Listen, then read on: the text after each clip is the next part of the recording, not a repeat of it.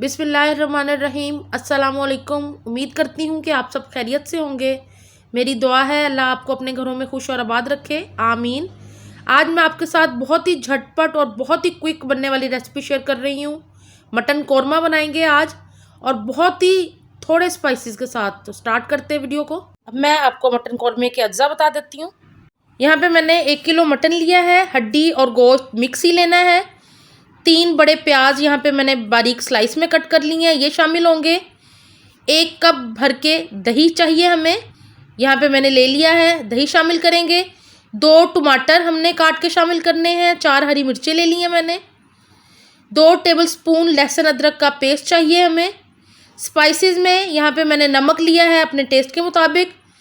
हल्दी पाउडर लिया 1/2 टीस्पून। लाल मिर्च और धनिया 1 टेबल स्पून, और कुटी हुई लाल मिर्च 1/2 टीस्पून। साबुत खड़े मसालों में यहाँ पे जवतरी जाएगी 1 पीस, 2 इलायचियाँ, धनिया और ज़ीरा 1 टीस्पून, और 4 से 5 लौंग और सब्ज़ इलायचियाँ 3 ली हैं मैंने।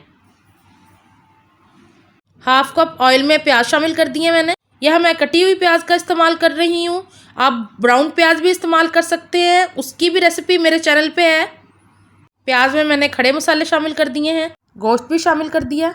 गोश्त के साथ ही मैं लहसुन अदरक का पेस्ट शामिल कर रही हूँ, और अब इसको तकरीबन 5 से 10 मिनट तक हम इसी तरह प्याज के साथ भूनेंगे, जब तक गोश्त हमारा अच्छा सा भुन नहीं जाता और इसका कलर चेंज नहीं हो जाता।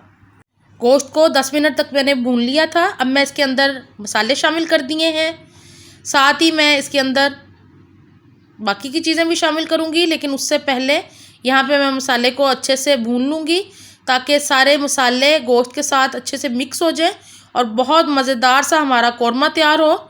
तो मसाले अच्छे से मैंने मिक्स कर दिए हैं। अब मैं इसके अंदर शामिल करूँगी टमाटर, हरी मिर्चें, और इनको भी डाल के हम भूनेंगे तकरीबन 5 मिनट तक, और फिर हम इसके अंदर बाकी की चीज़ें शामिल करेंगे। तो अभी इसको भूनते हैं।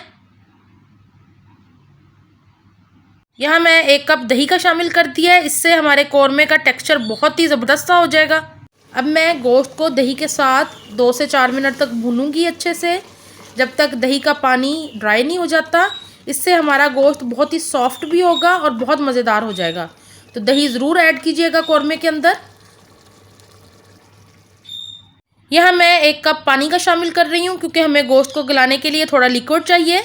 तो इसको मैं 10 मिनट के लिए अब प्रेशर लगा दूँगी, जब तक गोश्त अच्छे से गल नहीं जाता। 10 मिनट के लिए प्रेशर लगा दिया मैंने। मटन कौरमे को सर्व कर लेते हैं हम। कौरमा तैयार है। आप इसके ऊपर धनिया शामिल कीजिएगा। गरम मसाला, हमने खड़े मसाले डाले हैं, तो पिसा हुआ गरम मसाला शामिल करने की बिल्कुल ज़रूरत नहीं। इस रेसिपी को एंजॉय कीजिएगा। मुझे धनिया अवेलेबल नहीं था तो मैं नहीं डाल सकी, आप ज़रूर शामिल कीजिएगा। दुआओं में याद रखिएगा। अपना बहुत ख्याल रखिएगा। अल्लाह हाफिज़।